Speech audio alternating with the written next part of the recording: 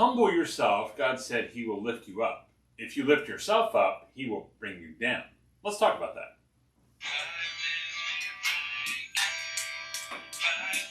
You did that yesterday.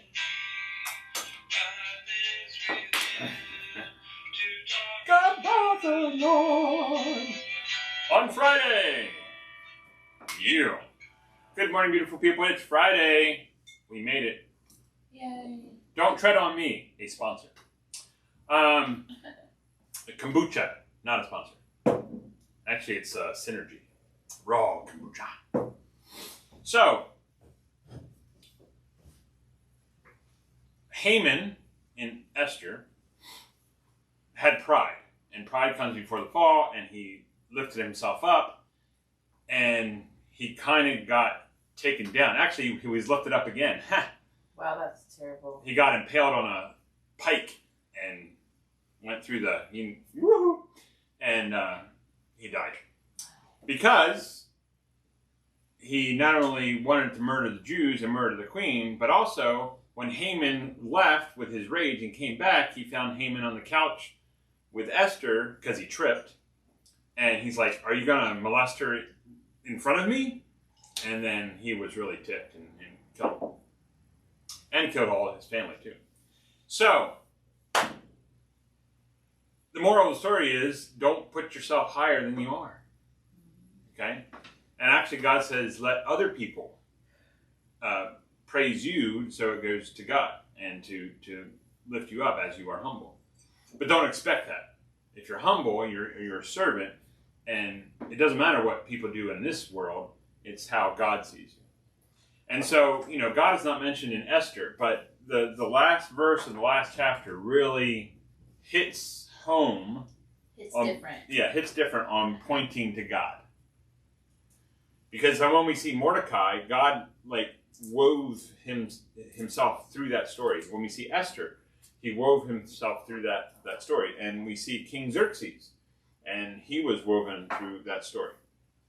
And so what did King Xerxes do at the end? Well, here you go.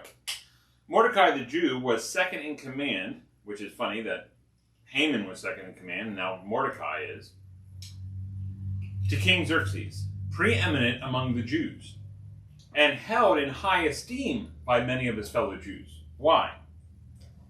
Actually, I love the Bible because it explains what I just told you.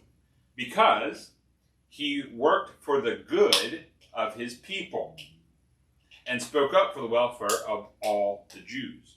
Now, just let's put that in context today. What is our politicians are supposed to do? Represent the people.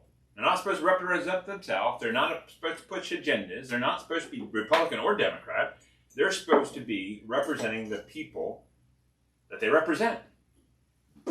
Mordecai was a good politician because not only did he follow God's wisdom first, and he humbled himself, but then he was a servant to his people.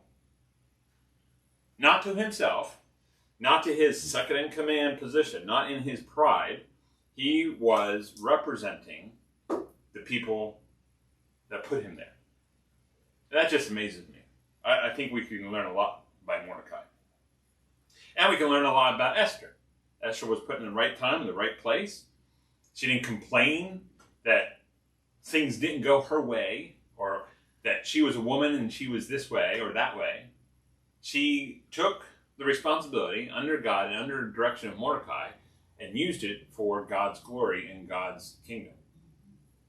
And Mordecai could have complained 100% with Haman and not bowing and getting, gossiped about throughout the land. But no, he humbled himself. God put him in that position, and he represented his people. And I think that's a huge lesson. Huge lesson. To say we need to humble ourselves first, put God first, and then let the chips fall where they may.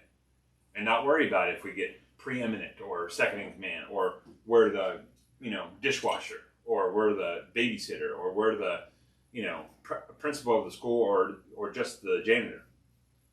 And I love my janitors, Scott, and Rich. They are awesome people. Anyway, Humble yourself.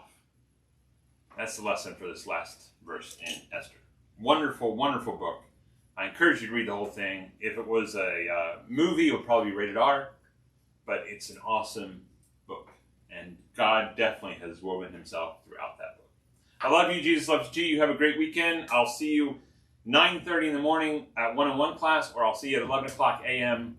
on this Sunday, because Palm Sunday, be there or be palmish. Wow. And then you're going at 1:30 to... Then I'm going to Lancaster to talk about the mission trip.